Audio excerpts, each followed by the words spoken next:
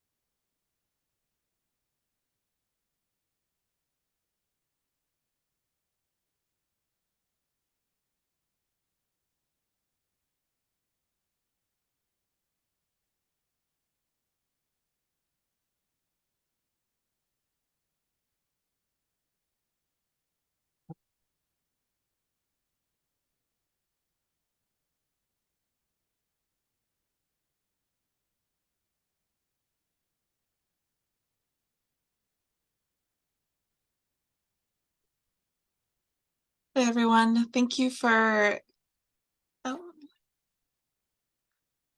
sorry, one more guest. Good evening, everyone. Thank you for attending the Park Parish neighborhood meeting. I wanted to thank you all for attending, and I wanted to also let you know that this meeting is being recorded and will be later posted onto the city's website. It should be on the Park Parish. It will be on the Park Parish project. So going into tonight, I just want to quickly go over the agenda. I'll be going over some introductions, who's part of the city staff that's going to be doing working on processing the application, the project team. Then I'll quickly go over the purpose of meeting here tonight. And then I want to hand off the project description to the applicant, who'll go into the details about the project itself. Then I'll go over what the next steps are, what you'll be expecting to see from us. And I'll also be going over, and then finishing off, we'll do questions and comments.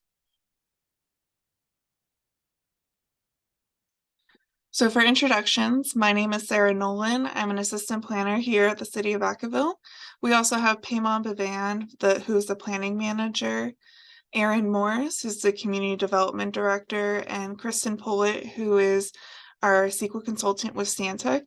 Will be able to assist with any questions that kind of pertain to the process of the application and like anything to do with CEQA. And then for the applicant, like property owner team, we have Jessica Kane, who is a representative of the property owner, who is Agape.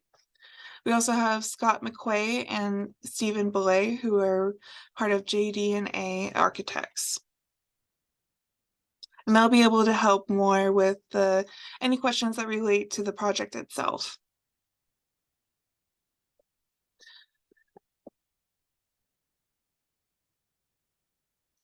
So the purpose of meeting tonight is that the city wanted to reintroduce the Park Parish and also give the opportunity to the applicant to provide information about the project itself, go into details, and just really kind of begin opening up that dialogue from the community members with the applicant. We'll be receiving, questions and comments at the end of this presentation. And then we also really just want to update the residents on what the next steps are in this development review process. So now I'm just going to get into the meat of this and have Jessica take over and describe what the project is. Oh, hi, everyone. Thank you for being here tonight. I'm to provide feedback. Hopefully, we can get good feedback from the community around our project. Sarah, do you want to go to the next slide? Okay, great. So at a high level, this is a 1.93 acre site, and it's located north of Cogburn Circle. I think when we get to the next slide, there's a map so you can see more clearly where the parcel is. The current zoning is neighborhood commercial, and what we're applying for is to rezone it to be medium density residential. What we've come up with JD&A, the architecture firm that they're on the call tonight as well. It's 21 single family homes with 3 different house plans California Ranch, Neo-Prairie, and Modern Farmhouse. And the floor plans range from 1,500 square feet to around 2,000 square feet. And we're Agape LLC. We have currently are very active in Vacaville. So we've built 6 homes on the south side of Potter's Court already. And on the north side, there's 12 new homes that are currently in progress. We're waiting on PG&E, but that will be hopefully going under construction sometime later this year. Next slide, Sarah. Okay, so this is the site plan. So you can see the proposed 21 units, the 21 houses that we're proposing. So you can see Cogburn circles on the south border, Vanden Road is on the west, and then Planners Way is on the right. So Planners Way doesn't exist yet, but it will be there. And so you can see it's 21 houses, and in terms of size, it'll be medium density. So that means that it's like more of a starter home for families versus some of the larger houses that are currently in that area. Next slide, please. Okay. So when thinking through this zoning change, the general plan was made back in the 2000s. And since then, the landscape for retail has really changed, or commercial in general. So what we were thinking is that, given the demographics of the area and how people interact with retail nowadays, it would probably be better served as houses versus commercial use. Additionally, we've heard concerns in the community about certain uses like alcohol sales, bars, restaurants, bringing just unwanted like noise or potentially crime to the neighborhood. And additionally, there's non-community members could also come to the neighborhood. Right now, it's more of a residential neighborhood where it's like more community oriented. So the idea is that we want to keep it that way. And also wanted to note that a few years ago, D.R. Horton across the street, across Vanden Road, they also made the switch. They were originally zoned for neighborhood commercial, but they also switched to residential medium density. And that's the Ashton Place project right now, which is like the northwest corner of Vanden and Cogburn. So great. Okay, so now I will hand off to JD and A. So we have Jeffrey, who is on the call with us, and they can talk through just the house designs. And yeah. Yes, this is Stephen with Jeffrey Demir Associates. And we just want to talk briefly about the elevation styles that were selected. California Ranch, Neo-Prairie, Modern Farmhouse. Can see by the elevations on the streetscape, they all work well together stylistically. Materials that will be utilized will be a combination of stucco, stone, brick, siding. We feel that all those materials and the elevation styles will work really well with the architecture that's in the community already. That kind of inspired us to select these styles. So it's kind of a fresh look at these styles. You can go to the next slide. Just to reiterate the square footage of the plans, about 1,500 square feet to about 2,000 square feet. The 1,591 square foot plan is 3-bedroom, 2.5 bath. The largest plan is 4 bedrooms, 2.5 bath, and the medium plan, if you will, the 1,850 is actually 4 bedrooms, 3 baths, and it has a bedroom downstairs, which we feel is a great opportunity for this demographic as well.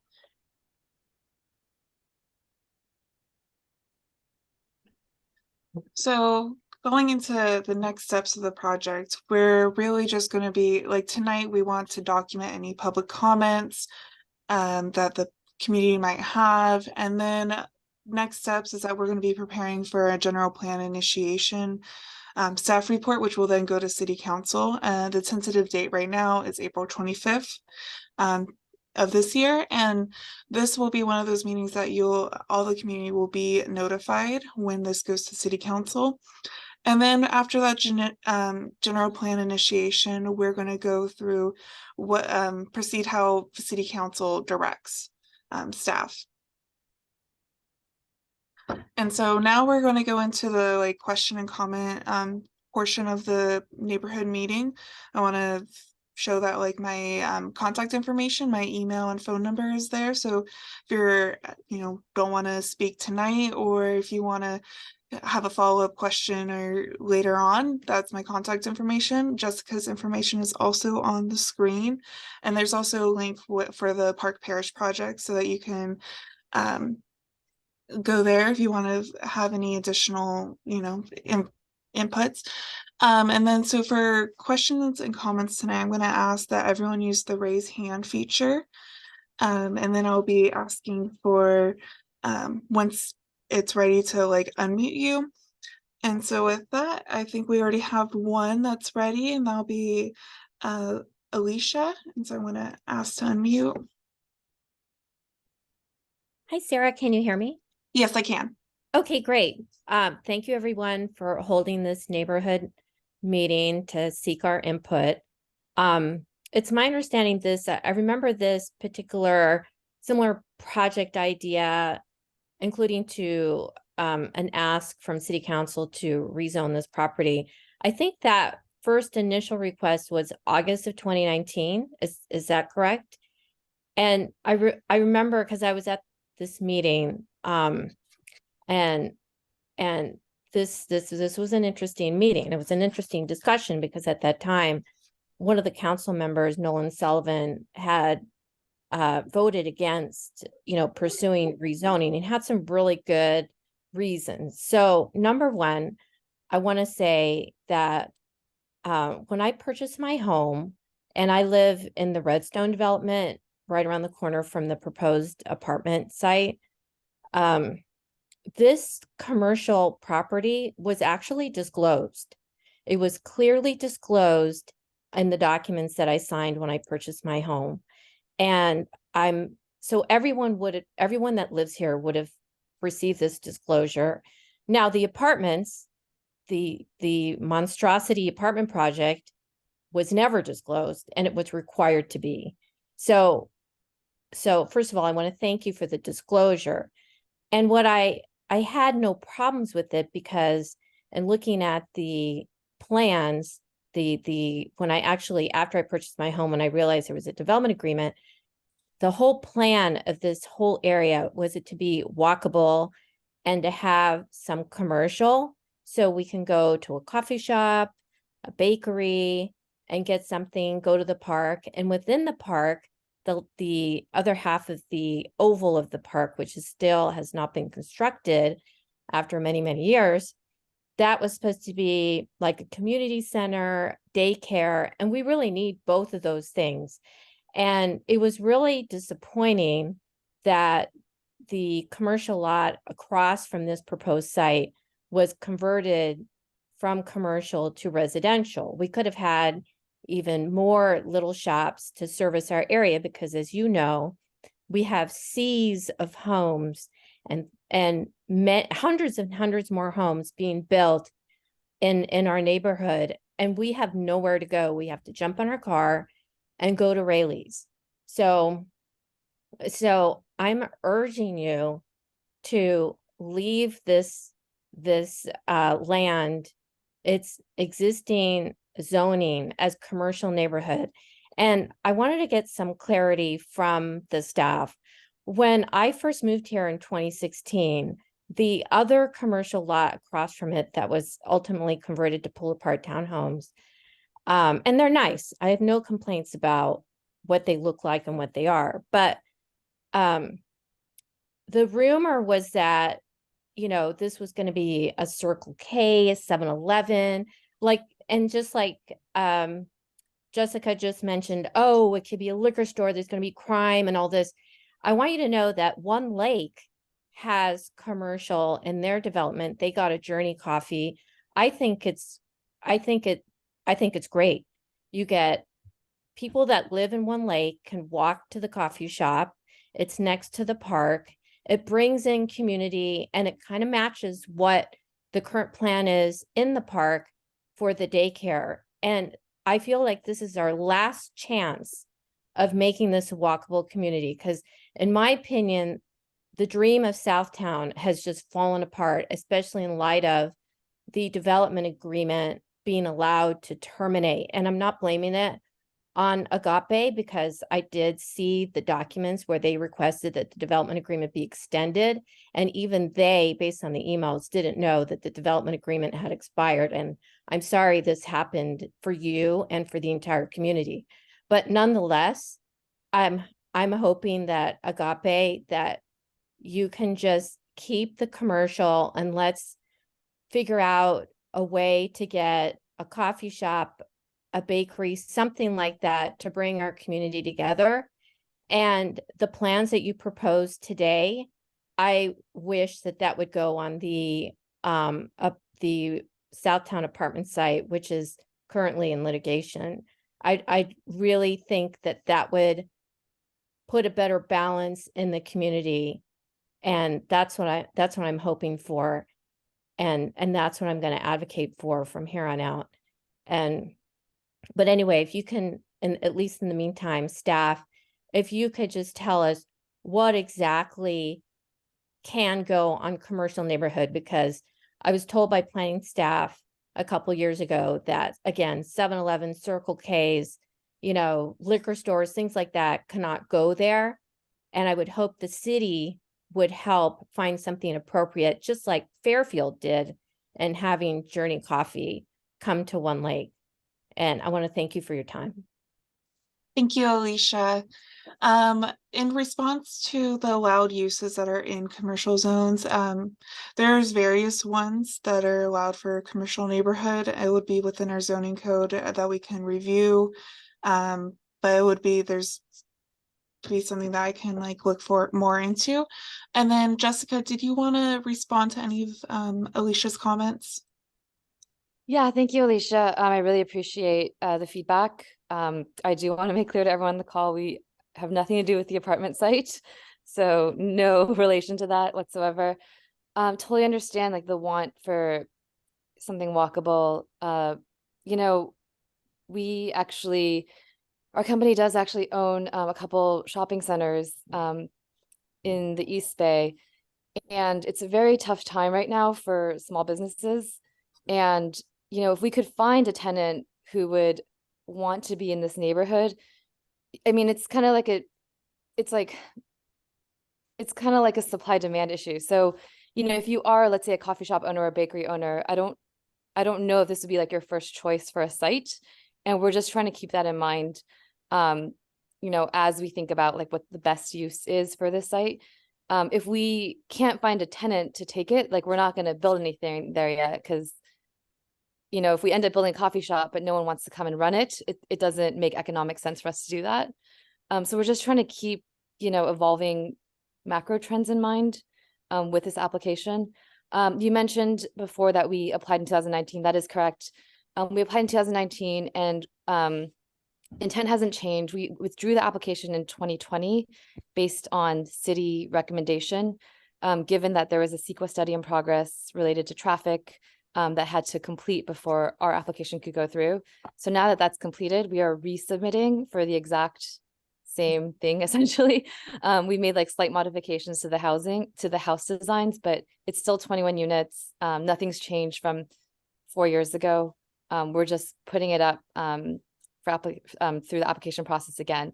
But again, thank you for your feedback. And if you, to be honest, if you can find a coffee shop that wants to be at that site and will sign a lease with us, yeah, we would totally consider switching it. But until then, I just don't see a future with a tenant that actually would want to run a business in that site. Thank you, Jessica. Yeah. I wanted to just let you know too, Jessica, in August of 2019, Tom Filippi, the engineer architect, that I think is a consultant of your firm, he had indicated that there was a study done subsequent to Jessica Agape entering into a tri-party development agreement. In that development agreement, obviously everyone agreed to the plan, which included this. And then subsequently, there was some kind of study. I actually did obtain the study, but the study, in my view, was kind of irrelevant. And I think what you're saying, Jessica, is the bottom line is everything is cyclical, including housing. And despite the cyclical nature of real estate, you know, neighborhoods with small retail still exist and they're able to survive. And it's that way throughout the entire Bay Area. And what it seems like to me is once that other commercial lot became pull apart townhomes, everyone just stops trying to even pursue the original plan. Does that make sense? And so I understand that you guys need to, you know, maybe you want nothing to do with this area anymore. You just want to get rid of the land and I understand that's your business, but the original plan made sense. And again, I think it can survive all these cyclical times. And if Journey Coffee is able to survive at One Lake and it really complements, I mean, without Journey Coffee, it wouldn't be as desirable. And so I think that really finishes off that community. And I'm hoping that your firm and the city can, you know, at least make a really solid try to keep the original plan. And that's all I can ask for. And I appreciate your feedback. Yeah. Oh, and sorry, as you were talking, I remembered a couple more points that you made, Alicia. One was around the park. I did want to give an update on the park. Sarah, do you want to scroll down to the? Okay, great. So Magnolia Park, I think this came up in our last neighborhood meeting 3 years ago. So we are in the process of finalizing the last details with the city, and it's slated for construction beginning December 2023. So it is coming after a long wait, and it's basically the same plan. The only differences are there's now 2 bocce ball courts between like the fire station and the community use parcel. And the gazebo is like slightly off center to avoid a sewage line, but that is coming. So I just want to give you guys that update. And then the other thing I wanted to note is for that community use lot, we are actively in the process of getting proposals and negotiating with a couple different daycare centers. So that is currently in the works. So I just want to give you an update there as well. Oh, thanks, Jessica, because I remember that we had received a notice in the Redstone neighborhood that was going to be changed to commercial neighborhood, and that didn't make sense either. And we really need daycare. So thank you for that update. Yeah, you're welcome. I think this might be a little too granular, but 3 years ago, when we were working with the city, it was a different staff. It was like Fred Buderi, I don't know if you guys remember him. I think what he was proposing is, rezoning the commercial to be residential and then changing that community use parcel above the park to be either community use or commercial, just to provide more flexibility. So that would give the option of like a daycare or a coffee shop. But I think that's something if there's like interest in that, which it sounds like there might be, and I'd love to hear from more neighbors as well. It's something we could discuss with the city in terms of just leaving the option open for that parcel above the park to be community use or commercial. Great. I just would like both commercial across the street and then all community use in the park. But anyway, that's my vote, and I'll let somebody else speak. Thank you, Alicia. I'm gonna have Mike Little be the next one to have his public comment. All right. Hello, can you hear me? Yes, we can. Okay, thank you. I want to second what Alicia was asking for, and I know that's something that you said you can look into more, is what's allowed for neighborhood commercial. Like she said, most of us were kind of warned and rumors being passed around, everything being said that it would be a 7-Eleven, a liquor store, Circle K, something like that. So if we can get information more on what that what's allowed to go there, because I mean we get sold on an idea of what our neighborhood's going to look like, and not to go over other plans that have changed on us since we moved in, but to talk about just this project. The idea of an ice cream shop, a coffee shop. And I know that, you know, it's something that she said, but I'm just kind of reiterating it, you know, talking with neighbors, and we've all talked about it. It'd be nice to have something like right there, rather than just trying to, you know, from our perspective, it's like, how do we now change up that plan, the initial development agreement that was put together, and just now maximize profit, where we'd like to have a community that we bought, that we wanted, that stay in. Like, this is the house that we will raise the rest of, you know, as everything goes as planned, we'll raise our kids until they're out. So, you know, it's one of those things, you know, you add in the scare tactic of putting it at a Circle K. That was one thing that, you know, put neighbors off to want to get commercial removed.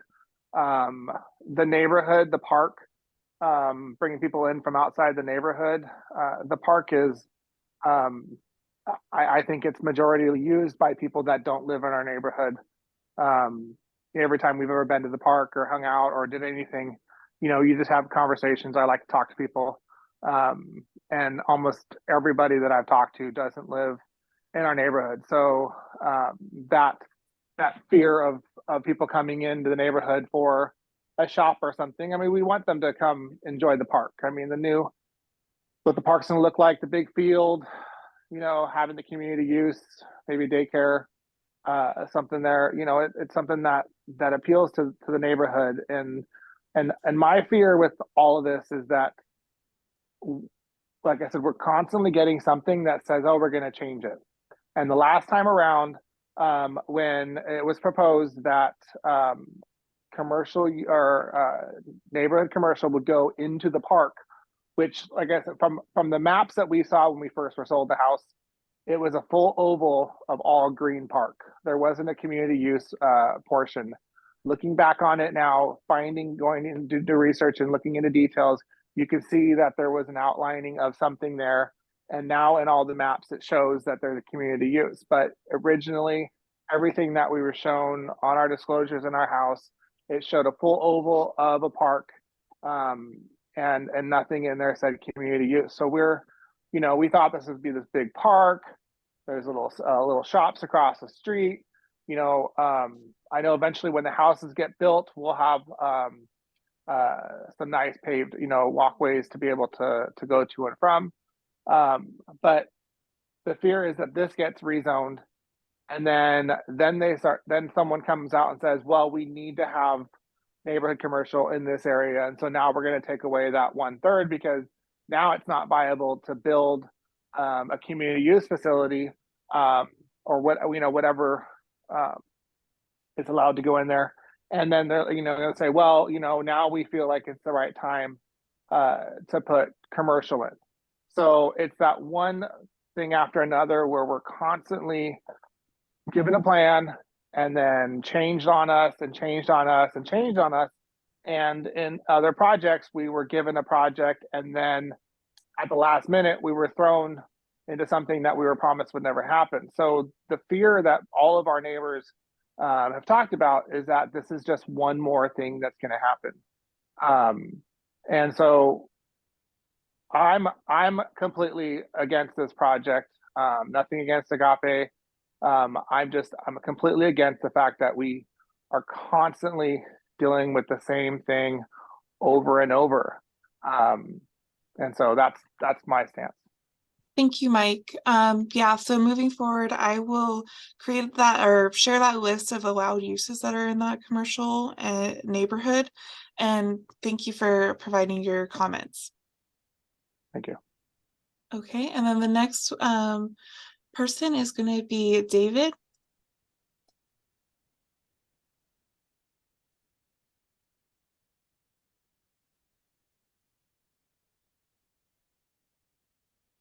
David, are you able to unmute yourself? Yeah, I'm unmuted. Is that Okay, great. I can hear you. All right, excellent. Yeah, thank you for putting this on tonight. I guess what I'm kind of going a little bit more upstream here. I'm a little curious about the Southeast Vanden Benefit District.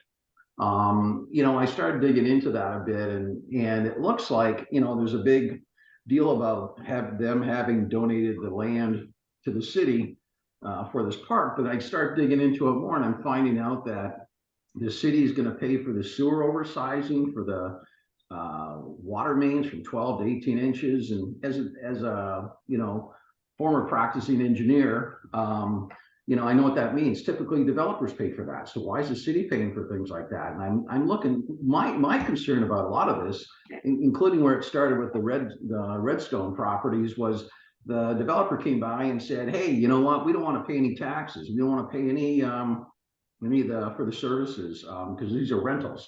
That's not the situation here. But by the same token, I see my taxes on the fire hall started off at $1,000 when I bought this house in 2015.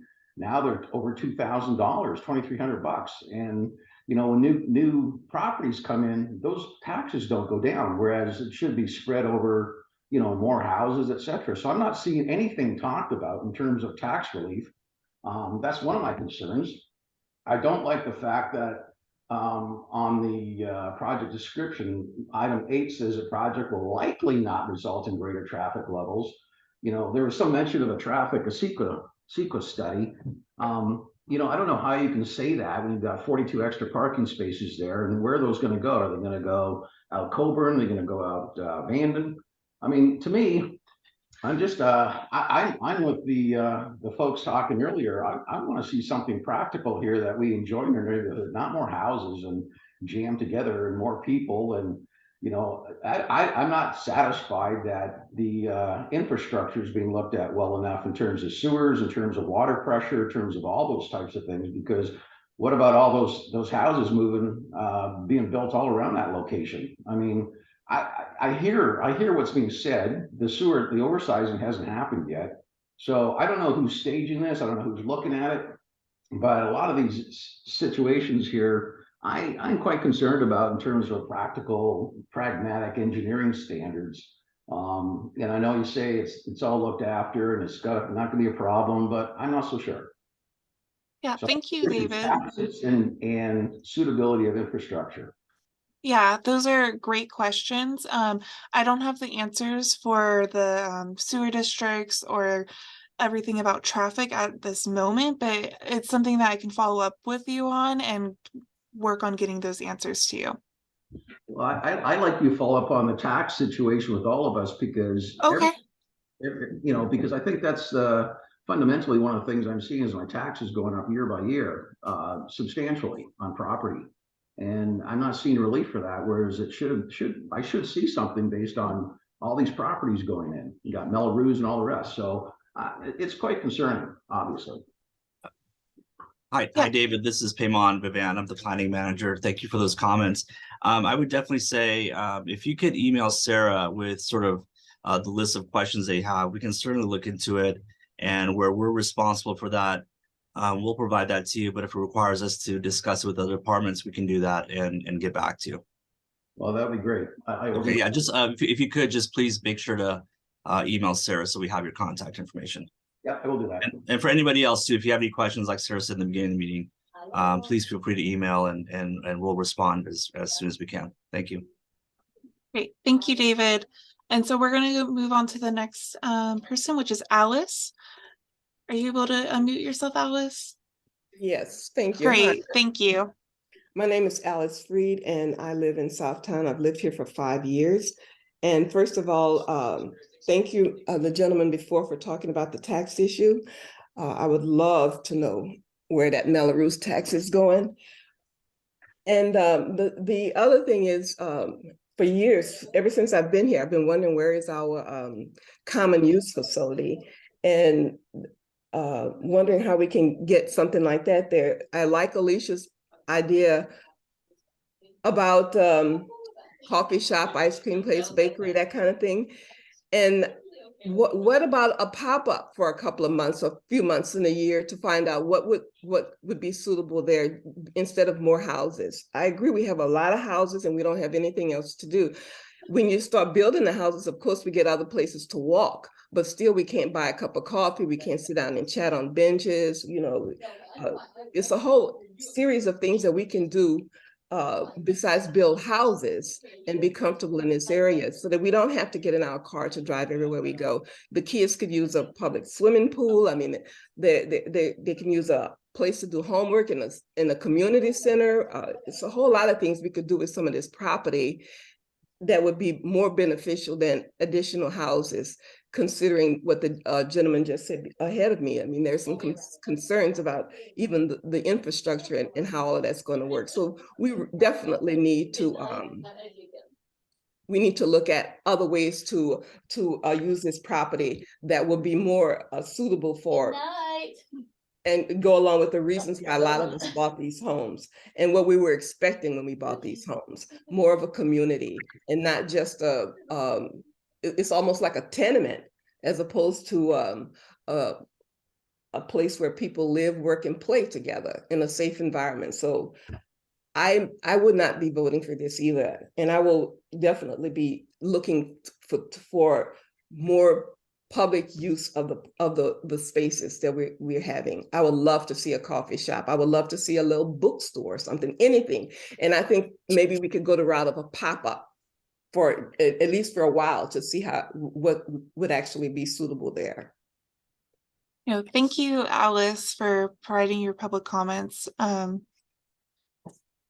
want to move on to the next one is Joan. Yes, this is Joan. Can you hear me now? Yes, I can. Excellent. I am also hoping that we would get something with commercial opportunities for people coming to the park and enjoying that environment.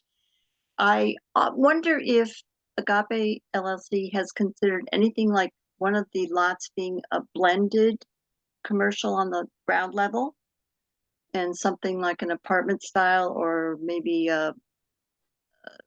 I don't know what would be a residential type living area on the top, but perhaps a lot could be dedicated. And the idea that Alice just shared about possibly trying out the reception for the community with pop-ups, maybe we could have the city's permission to try something on the vacant lots this summer as the weather gets better and people are in the parks more. I know I've taken my grandchildren there to Magnolia Park and we've used the splash pads and things like that. And the ice cream truck drove up. And my goodness, did we all run over there to get a treat. So I think it could be successful for something that could help the day and the sunshine and the summertime. Thanks for listening. Thank you, Joan. I also wanted to thank C. Fowler for also providing his comment through the chat. Jessica, did you want to respond to any of those comments? I think I'll respond at the end. I think I'm Okay. hearing a theme, so I'll just let people continue to Okay, great. provide feedback. Okay. I believe we went through all of the everyone that has their raised hand. If anyone else wants to have speak, please use the raise hand feature. Otherwise, I think we might be wrapping up. Okay, I see. C. Fowler, are you able to speak? Yeah, hi. So I'm seeing what's happening in the chat about things not getting into CFD, and I hate to bring up a sore subject, but that's one of the issues we're having with the Southtown apartment issue, how the developer doesn't want to pay CFD. And so I'm just trying to understand from the city's perspective how it's okay to allow more residential and not have people contribute to the taxes for police and fire to support them in terms of safety. So I was wondering if you can give me some feedback on that.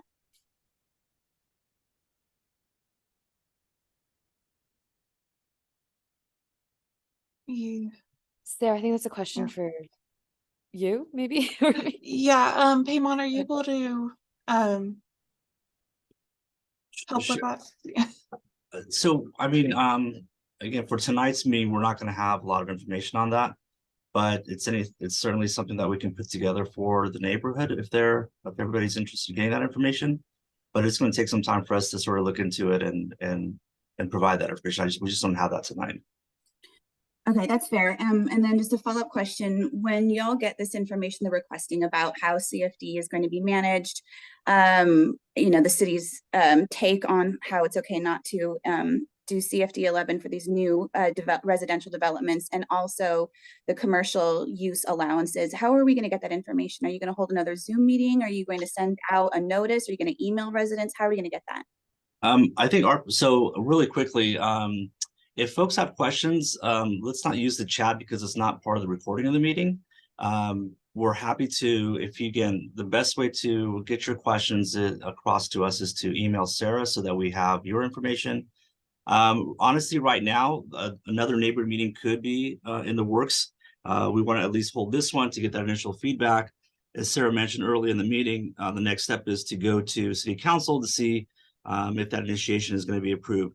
If the initiation is approved, then I see another neighborhood meeting that we would hold. If it's not, obviously the project wouldn't go forward. So we haven't thought that far ahead. It's going to be based on what the council's direction to us is through their action on the 25th of April. But for now, we can certainly share information as long as we have your contact information. Thank you. So please make sure to email Sarah. Hi, this is Erin Morris, Community Development Director. I wanted to answer the question maybe a little more directly about the applicant's proposal to not participate in the CFD. That is something that they've explained that they are proposing as part of this meeting, but it's not something that the city has accepted. These kinds of things are going to be part of a development review process for a residential project. If the council wishes to initiate the general plan change from commercial to residential. So at this point, I know it's kind of gets very planning specific here, but the general plan for the site is commercial. The council has to make a decision about whether or not they want to entertain residential. That's the biggest decision in front of the council, and that's what the initiation hearing focuses on, whether they're interested in entertaining it. All these details of the development review process, the house designs, the CFD participation, that will absolutely get looked at fully as part of the development review process. And as Payman said, we would have a subsequent neighborhood meeting if this general plan change moves forward. I hope that is helpful to some of you. Thank you, Erin. And I think Alicia Minion has raised her hand again. So Alicia, do you want to speak again? Yes, can you hear me? Yes, I can. Okay, great. Just a quick question. So the Southtown master plan, which included all the D.R. Horton homes and, the Redstone homes, etc. In that original development agreement, there was a special clause to pay a special school mitigation fee to Travis Unified.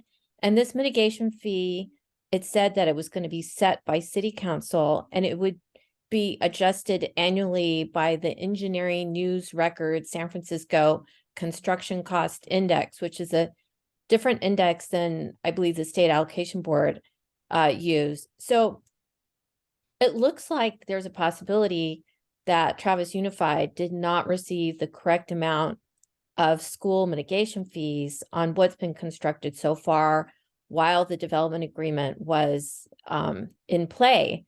So I'm curious with regard to the State Council disagrees with all the residents and goes ahead and rezones this to housing. I'm curious what school fees you're going to pay to the district, because the Cambridge Elementary, which is the school in this feeder pattern, is bursting at the seams. I mean, they really cannot, the district cannot accommodate more children. They're teaching in the hallways and closets and in the cafeteria, etc. So, and it's going to still be some time before they get the additional mobile classrooms. And simply put, the fees that developers have paid in this area simply were not enough for the school district to build a new school. The school tried to pursue a school bond. It failed. There's just no support. So I am hoping that the developer is going to work with the district and the city to ensure that the school district receive the appropriate, I'm going to say appropriate amount of fee, but I think it's called level 2 fees. And I'm hoping that that'll be addressed during the council meeting as well, because this is a big issue.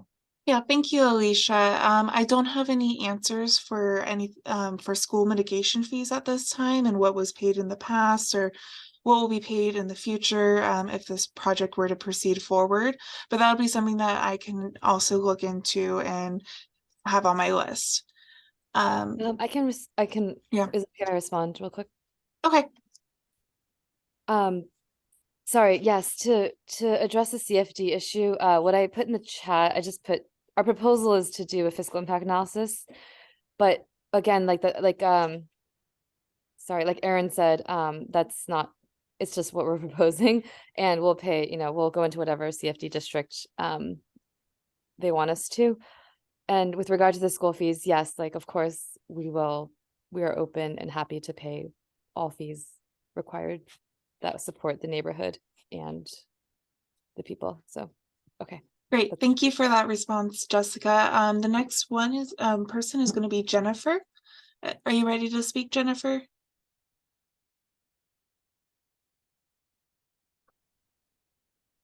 Are you able to unmute, Jennifer? This is Bruce Smith. So, Oh, okay. Sorry, she used to have this computer. So yeah. So I just had a quick question. Maybe this was already asked. I had to step away for a few minutes. So when we were discussing the empty lot across from my street on Burgundy and Leisure Town, and we asked about getting it rezoned, the response was it's extremely difficult to rezone property. Yet it seems like that's what you're trying to do here. It seems like it's easy when you want to do it, but no one wanted to do it for our little plot of land out here in the neighborhood. Can you respond to that? I don't have a response for that particular question. I can, so for private properties, it's up to the property owner to apply for a zone change. It's not up to the city. It's not city-owned property. So I understand that, but the property owner even said, no, we don't want to rezone it. okay. It's too hard. It's too hard. Okay. Comment. Well, this doesn't seem like it's that hard because you guys are rezoning this. Well, no, we're not rezoning it. This is You're this trying. is an application. The application. Well, the application's. I don't know. It just seems like people are talking out two sides of their mouths on this issue about rezoning. It's frustrating. Okay.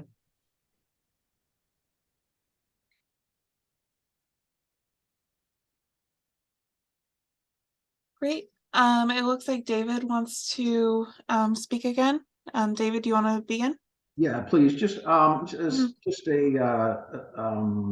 practically speaking, if I send comments to Sarah, how do the rest of the folks on the stream get access to that? Is there some repository for Q&A that will be online or something? How does that work? That's my question. Yeah, so for this neighborhood meeting, it will be posted online. It is being recorded. So all the questions that are being asked verbally right now and like the responses will be posted online where you can rewatch this neighborhood meeting.